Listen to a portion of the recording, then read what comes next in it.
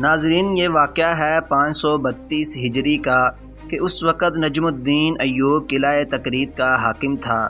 نجم الدین ایوب کا تعلق کردوں کے معزز ترین قبیلے کردیہ سے تھا۔ نجم الدین ایوب آسائش اور عزت و وقار کی زندگی گزار رہا تھا کہ اچانک بدبختی اس کے دروازے پر آن پہنچی۔ تکریت کے حاکم اعلیٰ مجاہد الدین کی طرف سے ایک حکم نامہ جاری ہوا جس میں کہا گیا تھا کہ نجم الدین ایوب اور اس کا چھوٹا بھائی اسد الدین شیرکو اسی وقت تکریت چھوڑ کر بہت دور چلے جائیں۔ جب نجم الدین ایوب انتہائی شکستگی کے عالم میں سامانِ سفر باندھ رہا تھا، اسی وقت محل میں ایک نومولود بچے کی چیخیں سنائی دینے لگیں۔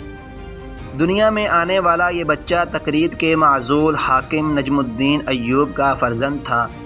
کچھ دیر بعد ایک کنید بچے کو لیے ہوئے نجم الدین ایوب کی خدمت میں حاضر ہوئی۔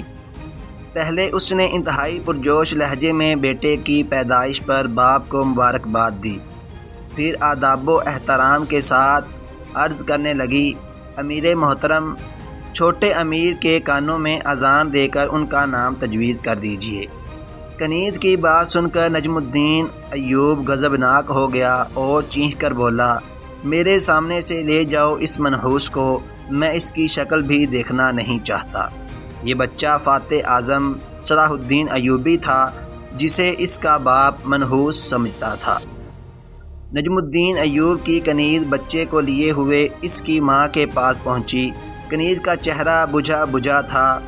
خانم، کیا بات ہے؟ نجم الدین ایوب کی بیوی نے کنیز سے پوچھا۔ جب تو بچے کو اپنے آقا کے پاس لے کر جا رہی تھی تو بہت خوش تھی، مگر اب تیرے چہرے سے گہری اداسی جھلک رہی ہے۔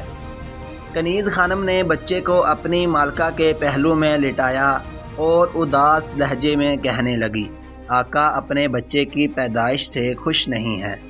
نجم الدین ایوب کی بیوی کے چہرے پر حیرت و فکر کے سائے لرزنے لگے۔ آخر میرے بچے میں کیا خرابی ہے؟ وہ خوبصورت ہے، اس کے ہاتھ پاؤں صحیح سلامت ہیں۔ ماں کے لہجے سے ناگواری کا رنگ جھلک رہا تھا۔ کنیز خانم سر جھکائے خاموش کھڑی رہی۔